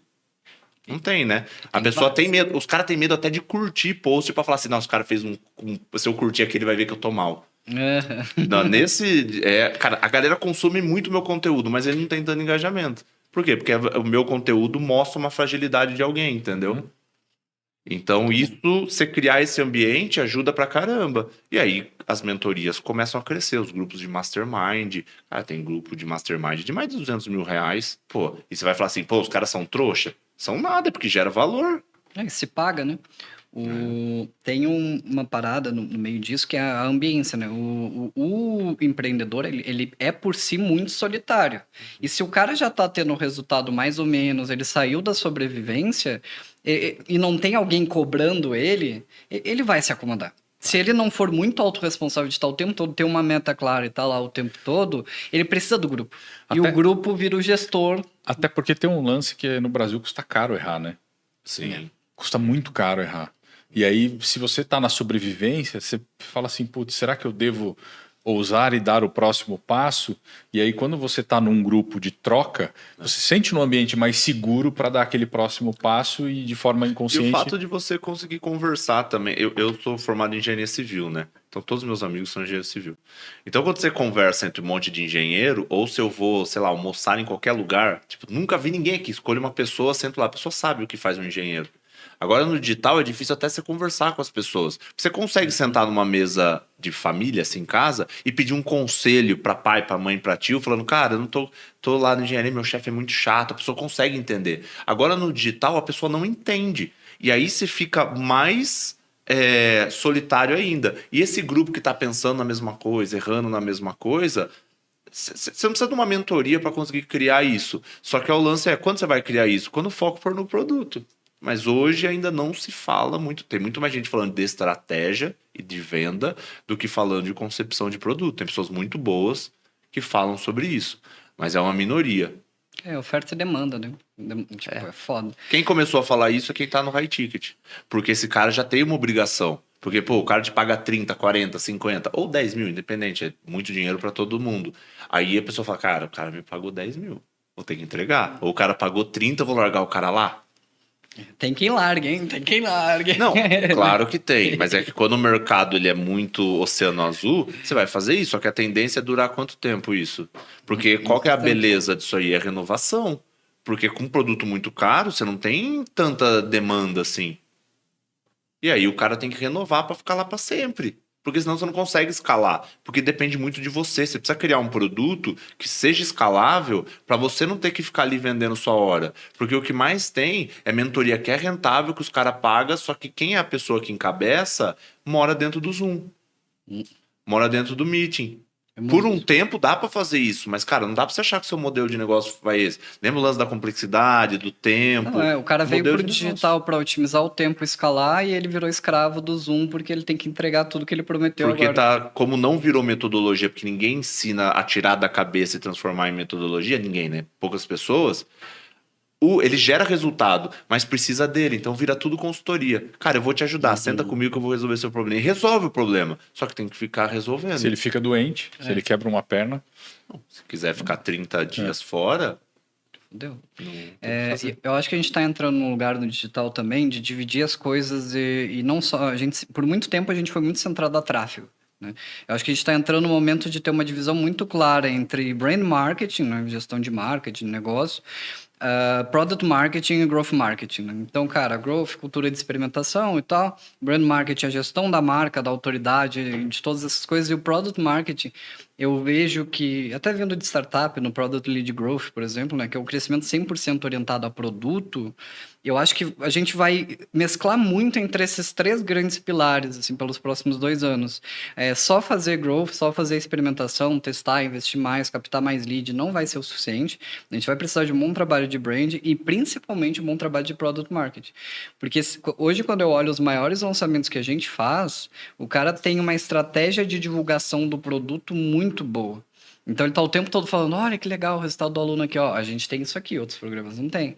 Isso. Ele pega muito esses 3 pilares, de tipo, olha, existe um grupo, existe uma marca, existe uma coisa, existe um produto que vai te acolher e vai te encorajar, e existe uma aquisição bem redonda nesse motor de geração de lead e tal, né? Que até então a gente olhava só crescimento. Aquisição, mais lead, mais lead, mais lead. E hoje não sustenta. Porque não tinha tanta concorrência, né? É. Porque, pô, vamos voltar na boa e velha padaria, né? Se você abrir uma padaria 300 metros da outra, isso é concorrência pura e simples, né? O cara tá do lado ali, ele vai competir pela concorrência. Agora, no digital, não necessariamente. Quanto mais pessoas falarem de gestão, mais eu vendo também. Porque você começa a abrir o leque e mais pessoas falaram sobre isso. Só que tem muita gente que está em nicho muito pequeno, que o fato de outras pessoas falarem é concorrência. Mas, cara, quanto mais professor de 4% da população brasileira fala inglês, quanto mais pessoas produzindo conteúdo de inglês tiver, mais todo mundo vende. Só que é óbvio que os maiores vão começar a puxar. E aí é esse tipo de trabalho que o brand faz muito bem. Por quê? Porque ele vai diminuir o custo por aquisição. O produto vai gerar depoimento, isso vai ajudar a diminuir o custo por aquisição. É muito mais do que botar mais dinheiro e chegar em mais pessoas. Sim. Né? A resistência é muito menor, né? A resistência se torna muito maior se tem uma boa marca e um bom produto. Aí a aquisição fica mais fácil. E é meio intangível. A gente estava falando no outro podcast, né? Que, cara, como é que eu mensuro o brand, né? Como é que eu vejo essa coisa? Eu citei um estudo que fizeram recentemente que analisa o aumento das vendas a curto prazo e a longo prazo. Então, quando a gente tem uma estratégia de brand, a gente tem não um crescimento tão alto no curto prazo, mas a longo prazo a gente tem um volume maior e um custo de aquisição menor. Só que em contrapartida, lá no curto prazo, as ações de venda fazem mais sentido. Só que o negócio digital que ele está olhando só o curto prazo hoje, ele não se sustenta ao longo do tempo. Não. Né? Porque, e aí? Qual que é o legado que o cara deixou? Né? Tipo, é o produto do fulano, tá? Mas... Por isso que é esse lance essa parada da escala, do ponto de escala máximo que a gente fala, vai depender do seu momento. Porque, cara, se o cara acabou de começar, a escala máxima do cara não é pensar em branding. É pagar a conta. É pensar em como vender. E em algum momento a escala máxima vai ser uma equipe que entrega o negócio para ele. Em outro momento vai ser um processo redondo. Então, para cada coisa vai ser diferente. Só que assim, qual que é o problema disso? É que você tem que pensar. Você tem que pensar o seu negócio como um negócio. Você precisa entender o seu modelo de negócio. Porque senão, quando a coisa é desestruturada, você vai pulando em várias coisas. Aí agora eu tô fazendo brand, agora eu tô fazendo isso. E aí você começa a fazer ações para pagar a conta. E quem trabalha para pagar a conta vai pagar a conta para sempre. Sim. Porque aí o cara começou, 50-50 dividindo, ou o especialista montou a empresa dele. Aí de repente, cara, mas eu fiquei bom em tráfego. Deixa eu prestar um serviço de tráfego aqui pra eu conseguir pagar a conta. Cara, esse especialista é grande. Deixa eu pegar 10% aqui, porque 50% eu nunca votei e vou pagar. O que acontece? Você não pensou no seu negócio como um negócio. E aí é a mesma coisa que você ter uma pizzaria, só que, cara, o foco não é a pizza. Começar a vender sushi. Tipo... Você começa a vender um monte de coisa e fala assim, cara, beleza. A não ser que o modelo de negócio seja um modelo que você faz tudo, o que eu acredito que não funcione muito, você não teriam mais case de sucesso nesse sentido. É isso que a gente faz. É o problema de não pensar o negócio como negócio. É o problema da gente montar uma empresa no digital e se auto-intitular estrategista ou especialista e não empresário. Não importa se você é estrategista, se você é especialista, o que você for. Acima de tudo, você é um empresário. E o empresário ou a empresária tem que estar comprometido com a linha no final. Você tem que pensar no seu negócio como negócio, porque o ecossistema digital está elevando. E com isso, se você não se profissionalizar, é super clichê falar isso, né? Mas é a verdade. É a verdade. Uma coisa que tu falou das distrações que eu acho muito legal e até acho que pode ajudar muita gente é entender a jornada do dono. Porque aí vou trazer até o exemplo do meu negócio, tá? A gente presta serviço de tráfego e tal, né? Por muito tempo, o meu trabalho foi, cara, eu preciso de uma equipe que entregue. Aí o momento que a gente está vivendo preciso de lideranças que garantam que a equipe entregue. Só que eu vejo que pode ser um pouco enviesado essa informação, mas eu vejo que o dono chega num ponto que ele não sabe qual é o próximo passo dele. Tipo assim, saí da operação, e agora? Tipo, montei a equipe, e agora? Como que tu imagina essa jornada do dono, assim? Tipo, não sei se... Não é linear, né? Porque depende do modelo de negócio. Mas, tipo, beleza, passo zero, montei a equipe, beleza. Agora minha equipe tá rodando, eu tenho os líderes para cuidar da equipe. E agora eu tô obsoleto no meu negócio, e aí? É que assim, isso... A gente sempre vai chegando em platôs, né? Então, a gente tem algumas fases, né? Que é como se, tipo, a primeira fase ali é o que a gente chama meio que de Vale da Morte.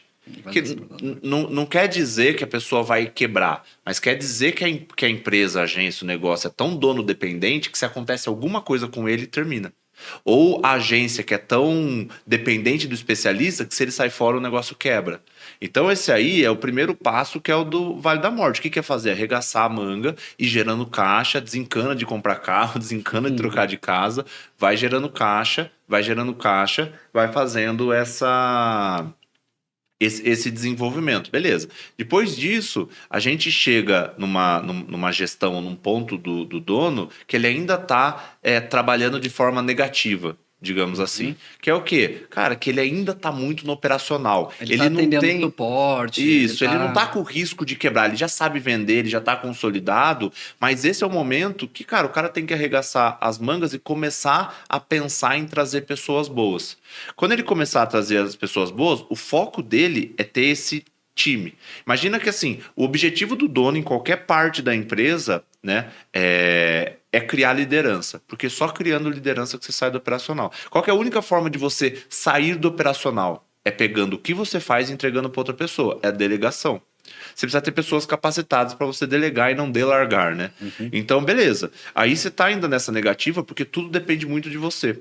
A partir do momento que pessoas começam a entrar, você começa a ajustar alguns processos, não quer dizer transformar tudo em processo. E aqui tem um conceito importante. Tudo que a gente for aplicar de gestão, ela sempre tem que ter um objetivo final muito claro. Porque se ela não tiver um objetivo final claro, não é gestão, é burocracia.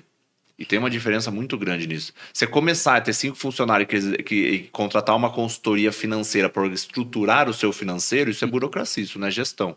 Então, se eu estou estruturando meus processos, qual que é o motivo de estruturar esse processo? Eu vou ganhar velocidade, eu vou ganhar dinheiro, eu vou ganhar tempo. Vou reduzir custo? Isso tem que ser sempre dentro de alguma alavanca ou de algum resultado da sua empresa.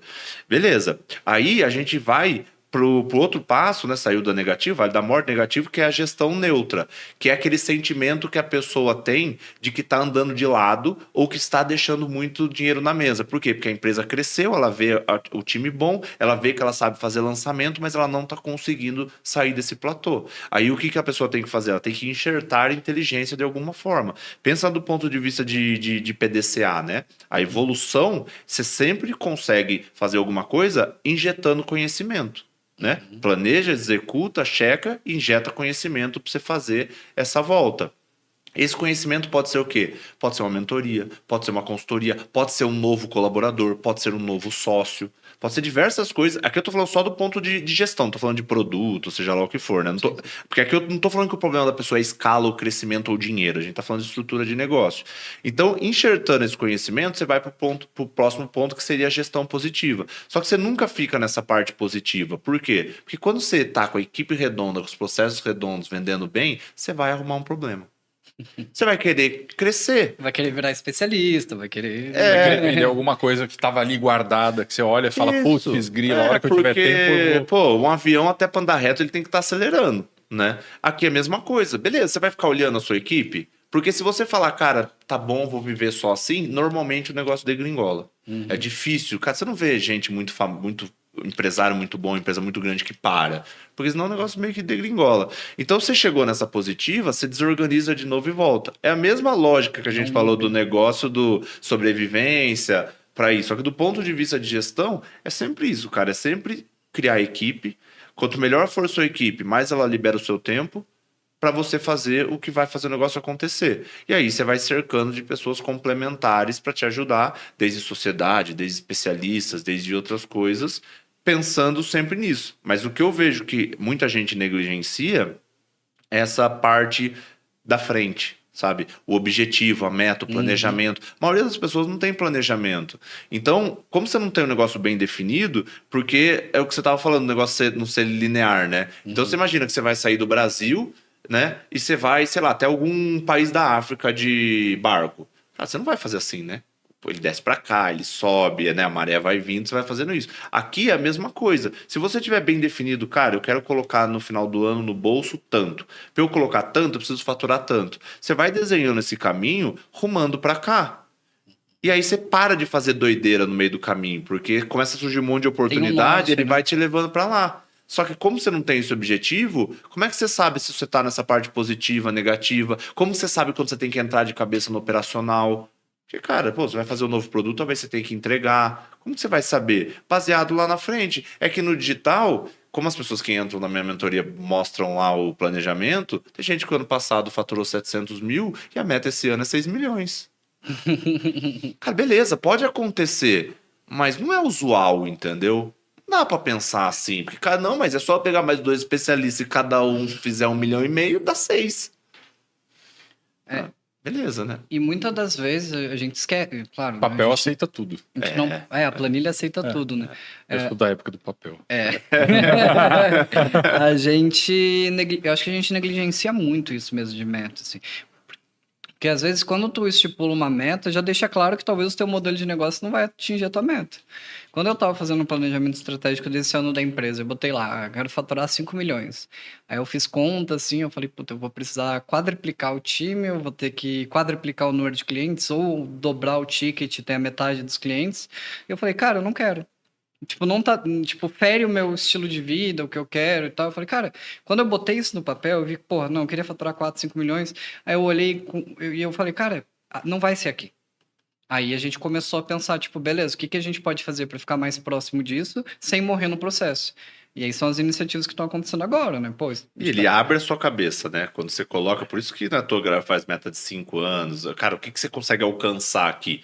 E aí, quando você não está alcançando, começa a surgir um monte de coisa. É óbvio que às vezes o planejamento está errado e você precisa refazer. Mas se você manter o seu objetivo lá, vão começar a aparecer várias iniciativas. Porque o lance da meta, a gente não controla o resultado, se o cara vai pagar ou não. Mas a importância da meta não é o lance do resultado. A importância da meta é a definição dos comportamentos que ela gera. É o norte. O caminho que precisa ser trilhado, né? Isso. O melhor exemplo é o emagrecer. Cara, eu quero emagrecer 30 quilos. Cara, não dá pra você saber se você vai chegar ali ou não. Mas o que vai definir daí é ir todo dia na academia, correr 3 vezes por semana. É essa parte importante. Quando você não tem esse lá na frente, o que acontece? Cara, putz, acho que mês que vem dá pra encaixar um lançamento, hein? É isso. Aí se a gente fizer uma ação... Eu vi que semana passada entrou 300 pessoas no meu perfil. Se a gente fizer uma live para vender alguma coisa, não que isso não possa fazer parte. Não, é importante, mas é... Mas aí você começou a ir pro lado do não planejamento e do lado de não estou vendo o meu negócio como um negócio. Porque para você, a não ser que você tenha a melhor equipe do mundo, o que não é improvável, se você focar em fazer uma ação, você tá tirando o olho da outra. Não dá para fazer tudo, entendeu? E às vezes você tá deixando de construir um negócio de médio prazo que vai te dar muito dinheiro porque você tá focando agora. Canso de ver isso no digital, cara. O que impede a pessoa de ter muito dinheiro é ter um bom dinheiro. E aí ela fica ali.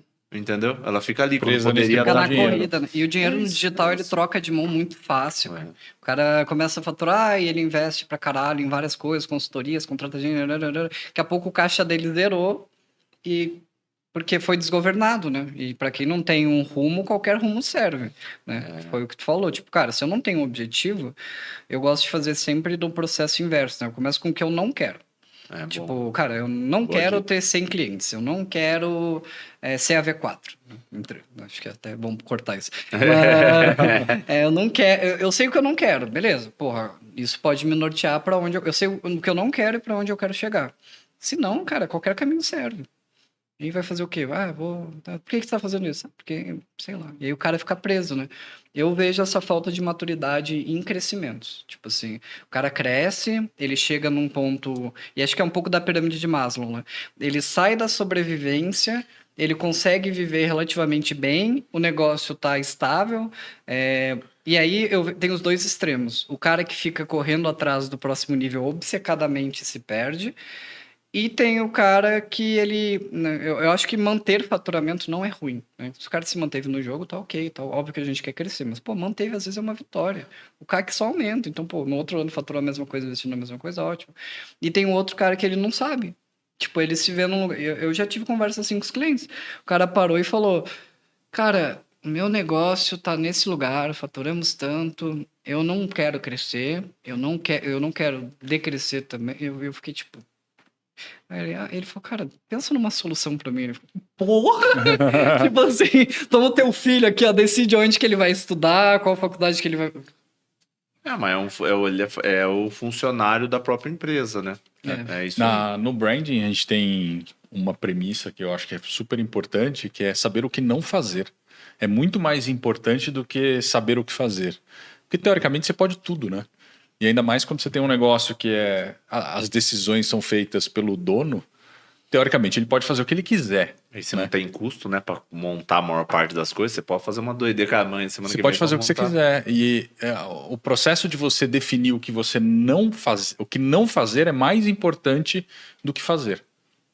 Isso com certeza. Porque entra o lance de princípio, de valores, dessas coisas, né? Porque é o mínimo que você aceita, né? No final das contas, é isso. Mas é que, como muitas vezes essa... Na verdade, é uma venda que a gente faz para as pessoas do tipo que o digital é dinheiro, é luxo, é lucro, essas coisas. E aí o que acontece... É nômade. É liberdade. É que a pessoa vai... que a pessoa tem sempre que ter mais dinheiro, crescer... E aí fica essa busca desenfreada. Por que não tem planejamento? Por que não tem nada? Porque a pessoa tá sempre em busca do próximo dígito. E, cara, como no físico, sei lá, cada 10 empresas que abrem, 7 fecham, o cara já entra com a cabeça de sobrevivência. Ele já entra do, cara, eu preciso organizar o que eu tenho agora, não quer dizer que eu vou ter semana que vem. Tenho minha padaria aqui, ou nada, 3 quarteirão do lado, tem um terreno que ninguém tá usando. Se alguém montar ali, eu preciso já estar na frente aqui. A pessoa tá todo momento... né, pensando nisso, principalmente pós-pandemia. Meu pai tem uma academia. Em alerta, né? Cara, a pessoa tá sempre em alerta. E ainda a academia do meu pai é uma academia bem antiga, só que ela é grande perto de academia de bairro, né? Dessas gigantes. Então, cada academiazinha que abre no bairro, ele perde 3, 4 clientes. Então, a pessoa tá sempre com essa cabeça de como eu melhoro aqui, mas, cara, você vai melhorar por quê? Se você tá batendo suas metas. Processo contínuo. Porque a pessoa já conhece como é a parte ruim. No caso do digital, muita gente não conhece. Ou já vem de um negócio muito ruim e só não cresceu. E aí a pessoa vai perdendo essa equivalência. Então a pessoa está sempre buscando o próximo porque ela correr atrás de outras coisas não tira o que ela tinha lá atrás. Entendeu? Então, cara, já estou vendendo isso. Só que daí começa a acontecer o quê? Tudo começa a perder performance. E aí chega no final, o cara tinha um especialista, ou se lançava, faturava 10 moedas, agora ele fatura 12, Então tá faturando mais. Só que tem 5 especialistas, 10 pessoas na equipe e tá todo mundo infeliz. Puta complexidade. Ele tá com burnout, os funcionários não tão felizes e os especialistas falam, cara, pô, como é que era antes? E só que fatura a mesma coisa. Só que tá postando lá 7 dígitos no lançamento. Então, o segredo é a simplicidade. Diminuir a complexidade a todo momento e ir pensando que em cada momento seu, você vai ter um ponto de escala máximo diferente. Isso é super importante. Não olhe agora o seu negócio e fala, cara, então agora é 7 dígitos. Não, pro negócio que você tem, o que você consegue chegar? Quanto menos complexo, mais você vai crescer de forma saudável. Você não precisa crescer 1000% em um ano. Você não precisa vencer o jogo agora. Você precisa durar ele. É um jogo muito mais de sobrevivência do que vencer agora. Cara, a empresa vai ficar grande ou vai ficar legal quando tiver 3 anos, 4 anos, 5 anos. Pô, mas tem a pessoa que faturou milhões em um ano. Tá bom. É exceção, né? Tá tudo bem, exceção. é exceção, é outra história. Porque senão você fica se comparando. Mas, cara, o cara fez 1 milhão, ele é muito pior que eu. Cara, se sempre o melhor ganhasse, né? Tipo, pô, se sempre o melhor, o mais bonito, não ia ter McDonald's, entendeu? Porque sempre vai ter o lanche melhor, sempre vai ter o lanche mais rápido. Só que, cara, não é só disso que é feito o negócio, entendeu? Sim. Então, acho que a pessoa tem que entender isso aí, cara. Diminui a complexidade e entende que em cada momento de negócio é um momento. E o mais rápido possível, aprende de gestão, aprende de pessoas. Porque se você for dono de um negócio e querer empreender para todo sempre, o seu empresário é até o quanto você conseguir, a única coisa que é certeza é que você vai ter que contratar e treinar pessoas. Então você vai ter que aprender. E você acha que esse comportamento tem a ver com essa geração nova de querer resultados rápidos, de não ter paciência? Porque, pô, eu lembro que você ser um empresário nos anos 70, anos 80, você alcançava o sucesso com 50, 60, 70 anos de idade, era quando você conseguia consolidar o teu business, né? Hoje em dia, você quer na noite pro dia acertar a mão, ficar rico e... Eu acho que é o hiperestímulo, né? Ficar rico e aposentar. É uma junção de coisas, porque não é só problema da geração em si. O próprio mercado propicia isso. O fato de você conseguir ter coisas escaláveis e vender conhecimento e vender coisas no digital, porque assim, ninguém que está começando agora vai achar que vai ficar rico vendendo água. Porque sabe que precisa invasar, que precisa produzir, que precisa de fonte. Só que agora, como o digital, a internet, ela veio com isso do tipo, cara, você consegue vender uma call, você consegue vender um conhecimento, você consegue vender alguma coisa assim, e você consegue vender para muita gente, cara, o e-commerce, né? Você consegue vender para qualquer lugar, desde que dê para entregar. Então, as pessoas começam a ver mais exemplos disso. Antes, a gente não tinha exemplo. Quando eu comecei a empreender, tinha poucos exemplos de pessoas, sabe, minha primeira empresa de 2005, tinha poucas pessoas que faziam dinheiro no digital. Se tivesse, acho que mais perto do digital que tinha era propaganda de TV, eu acho. Era o Peter Jordan nos cifras com AdSense. Tipo, pode ser um outlier, caralho. Isso. E mesmo assim, ó, a estrutura de servidor, de conteúdo, de blog que teve que montar. O cara não olha ali e fala, porra, o Cifras tem 10 milhões de cifras. O cara já tem... Agora o cara vê, chega lá, cai no anúncio, ele vê, cara, putz, passei minha vida inteira trabalhando numa padaria fazendo doce. Cara, agora eu posso ensinar as pessoas fazendo doce e cobrar 297? Porra, se eu vender 10, é mais do que eu ganho na padaria. Então, assim, aconteceu isso com todo mundo. A diferença é que quem é nativo de digital já vai buscando isso mais rápido. E aí começa a ver youtuber, começa a ver não sei o que lá, fala, cara, nossa, esse youtuber ganha muito, começa a fazer conta. E aí começa a ter esse tipo de conversa que até então não tinha. Quando a gente era mais novo, sentava em roda, era o lance tipo, nossa, eu acho que daqui 5 anos eu vou virar gerente. Entendeu? Era isso. Agora, cara, daqui 5 anos o cara tem que ter pelo menos a nova Apple. Sim. Acho que é um pouco do acesso à informação, né? Porra, antes era biblioteca e não se falava sobre isso, era muito restrito. Não era tão democrático entrar, que nem é agora. A informação não era tão democrática. E também a gente tem muito mais estímulos, né? Tem um livro que eu tô lendo muito bom que chama Nação Dopamina. Eu já li já. Mano, tipo, a gente tá o tempo todo lá, estímulo. E aí vem o outro lado, né? E aí tu tem as pessoas com 25 anos deprimidas depois de ter um negócio extremamente bem sucedido, porque... E aí? É contato também com pessoas de sucesso, né? Na nossa época, a gente só ia ter contato com, tipo, se a pessoa aparecesse na TV. se fosse uma entrevista, se fosse, sei lá, no Jô Soares, se aparecesse Na no Playboy, Fantástico. na Playboy que tinha ali a entrevista. Tinha entrevista. É só assim. Eu só lia Playboy por causa disso, pra ver as entrevistas. Era o único jeito de você saber quem era famoso. Então você ia conhecer só quem era muito grande, você ia conhecer Bill Gates, Steve Jobs, né? Através de entrevista. Através disso, pô, o Warren Buffett, se você não fosse do meio, você nem sabia que ele existia. Porque é um cara 100% bastidor. Ele não tava lançando nada. Agora todo mundo conhece. Então isso foi fazendo várias pessoas, óbvio, muito mais pessoas ganhar dinheiro por causa da democratização da internet, mas também você tem contato com muito mais pessoas bem-sucedidas. E ela meio que lima, né? O cemitério de quem não dá certo é silencioso, né? Sim. Então lima todo o resto. Quantas pessoas que venderam produto e que faliram? É esse que é o lance, elas não aparecem. No digital tá só a pessoa do shape bonito, viajando para um monte de lugar e pagando parcela. Esse ano eu olhei minha carteira de clientes lá da agência, eu falei, cara, esses 4 aqui vão quebrar. Tipo, deu outro, assim, 3, 4 meses, o modelo de negócio do cara ficou insustentável e ele ou rompeu parceria ou mudou tudo e tal. E o cara some. Tipo, some. Ninguém sabe e eu acho até uma cultura meio tóxica. Tipo, ninguém fala quando dá errado, entendeu? Não, e tem gente que... Eu conheço bastante gente que fatura bastante. Estava até conversando com um amigo, falando de pessoas em comum, que faturam bastante, que tem um negócio rentável, mas que tá quebrado e não sabe. Sabe? Tipo, porque... formas de parcelamento, o tanto que entrega, a pessoa não montando time, sabe, ainda aquele processo. Principalmente quem começa com ticket alto, que consegue fazer tudo. Cara, vou fazer sessão estratégica, vou fazer call, vou vender, vou entregar. O cara fatura, mas assim, cara, qualquer problema que der, não tem pra onde correr, porque é só você com você mesmo, né? E aí a pessoa às vezes não paga imposto certo, não faz isso, aí faz financeiro, faz as coisas e chega uma hora que a conta não fecha, né? Sim. O cara morre no Vale da Sombra da Morte, né? Com É certeza. exatamente o que a gente estava falando. Marcelo, tem uma coisa também que... Aí é uma pauta um pouco mais avançada. Tu acha que vai chegar no... Acho que toda empresa deve chegar nesse momento de, tipo, talvez a melhor opção seja tirar o dono da operação. Tu vê isso no digital acontecendo ou é muito longo prazo e a gente não tem maturidade para isso ainda?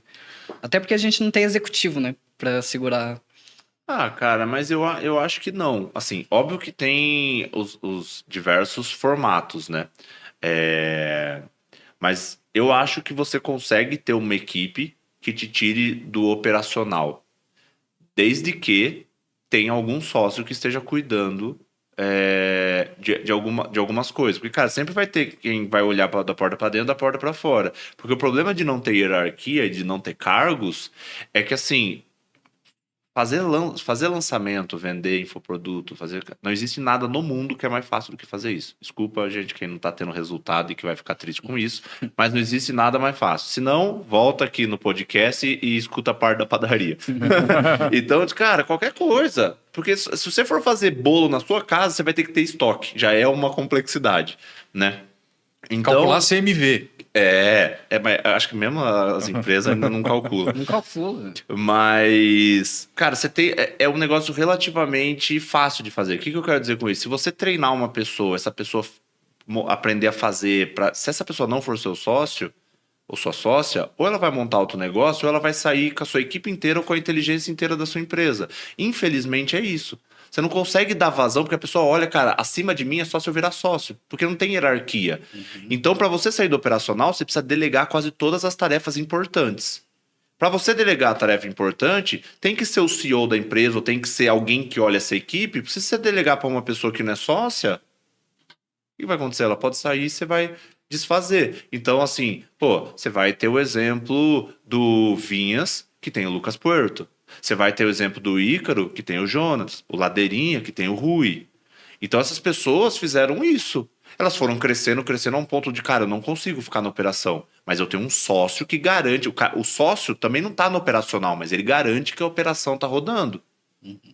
É aquela relação do sócio-gestor e o sócio-estrategista, né? Que eu acho uma divisão muito legal, assim. Isso. Só que não quer dizer que o sócio que é o estrategista tá só pensando na estratégia e o sócio que é gestor tá ali no dia a dia? Cara, todos os sócios fazem a parte estratégica da empresa. A diferença é que o que a gente chama de estrategista é o head de marketing. E o que a gente chama de sócio gestor é o head de operações, que vai cuidar de financeiro, de RH, dessas coisas. Só que todos os sócios têm que sair dessa parte tática, operacional, para poder olhar para a estratégia do negócio. Só que isso, a pessoa não precisa ter uma hierarquia gigante para fazer isso. Cara, se você tiver, como você precisa de pouca coisa para entregar, se tiver um copy sênior, um tráfego sênior, né? Que você pode ser via terceirização, seja lá o que for melhor para o modelo de negócio. Se você tiver um designer sênior, videomaker sênior, cara, você ainda está olhando essas pessoas, mas você tem tempo na estratégia. É só garantir que não saia dos trilhos, né? Porque é repetição. O lançamento é sempre a mesma coisa. O que muda? O que muda é a parte estratégica, que é o seu papel de otimizar. Então não é tão difícil. Assim, sair do operacional, aí é outro esquema. Tipo, não faço mais nada operacional. Aí beleza. Mas você tá muito pouco no operacional, cara, é uma equipe com processo redondo. Quanto menor a equipe, menor a complexidade, mais fácil você fazer processo e resolver o seu problema. E até pegando essa pauta, tem uma coisa que eu acho muito interessante, né? A Orbica tá aqui na Trinity, tá? A gente toca o tráfego, eles terceirizam com a gente. E em 2023 a gente fez, sei lá, 15, 12, 13 lançamentos da Orbica. E eu acho que eu falei com o Marcelo 2 vezes o ano inteiro. Tipo, como é que tá esse processo? Alguma coisa da porta para dentro tu ainda assume ou tu tá completamente fora, focado na Infinity, focado nos mentorados, focado na Imagination e no próximo passo da empresa? Cara, hoje eu tinha feito um planejamento, né, de em 12 meses conseguir estar 100% fora do operacional da Orbica. Levou uns 18, assim. Hoje eu tô, sei lá, 98%. Assim, operacional não tem mais nada, mas tô uns 95% porque a parte financeira ainda sou eu que aprovo. Mas aí já tá uma outra pessoa fazendo isso, a gente está trazendo um novo sócio para ajudar, né? Então vai ficar o Will, né? E essa pessoa ainda que eu não estou divulgando na Orbica, e eu e o Fred mais do lado da Infinity, essa pessoa vai trazer essa parte financeira que vai fazer esse papel do sócio gestor. Então a gente organizou a casa e fez isso. Hoje o meu foco está 100% em ser especialista, né?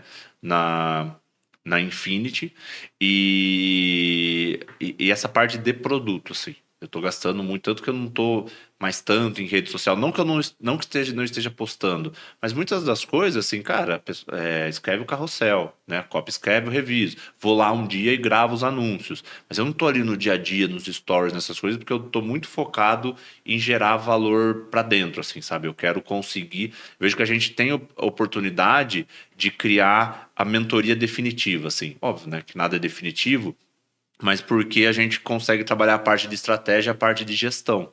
Então, eu tenho muito cliente que faz, né, mentorias de estratégia em outro lugar e acaba vindo para cá, porque em algum momento precisa falar sobre isso, né? Então, eu estou tentando montar esse ecossistema para as pessoas falarem de negócio efetivamente e que para a pessoa prosperar, ela possa escolher um lugar só que vai trabalhar tudo. Então, estou montando esse ecossistema, estou ajustando as coisas para que isso efetivamente funcione sem eu precisar vender minha alma no Zoom, entendeu? Sim. Muito bom. Ó, bateu quase 2 horas. Muito papo. Bastante coisa, Aprendi bastante conteúdo. coisa pra caramba aqui, Dá viu? pra espancar quem tá assistindo esse negócio. Tem bastante Acho coisa. que a gente tem aqui, acho que melhor que muito curso, muita mentoria. Passou muita choque coisa. de realidade. Então, pra mim, eu tô satisfeito. Tô saciado, assim, pra chegar no... Eu brinco que os podcasts, essas coisas, tipo, tem alguns que são desmotivacionais, né? Tipo, o cara assiste e fala, cara, não é possível. Por que o cara não fala que é fácil? Porque, cara, não é fácil. É uma merda. Porque você vê, né? Quando você fala, a pessoa, cara, você precisa organizar aqui, você precisa aprender a contratar, você precisa fazer tal coisa. O cara sai triste, né? Ele fala, cara, não é possível que tem que fazer isso. A realidade é essa, né? O que vai separar quem Depois vai continuar no mercado. Se você faz errado, depois para consertar é mais difícil, né? Muito mais. Cara, não tem coisa pior do que você contratar uma pessoa errada que você gastou tempo para contratar, para treinar, e depois você fala, cara, não dá. E aí você fica naquele dilema, melhor com ele, pior sem ele. E você fica empurrando com a barriga quando você vê. O próximo podcast com o Marcelo, 100% liderança e contratação. Com certeza. Porrada. Marcelo, quer falar da Infinity? Fala do teu Instagram, fala com a galera ali na câmera. Vende seu jabá. Fala do seu jabá. Né, já praticamente. Como eu tava. Mais, né? O podcast é sobre o que eu falo no dia a dia, né? Quase um podcast de jabá.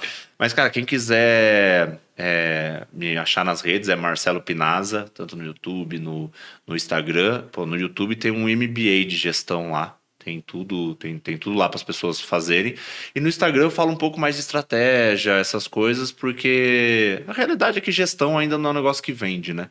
Então você atrai a pessoa pela estratégia e depois a pessoa entende ali que ela precisa de gestão para crescer. Mas, cara, quem quiser saber mais de curso, mentoria, essas coisas, só me mandar uma mensagem no direct lá, abre o caixinha de pergunte, enfim, que eu puder ajudar, tô aí para ajudar a crescer esse mercado e profissionalizar, porque eu acho que todo mundo ganha com isso, né? Muito bom. Bom, e o meu Instagram é a mídia que eu tô mais, o canal que eu tô mais ativo, é @leospigariol.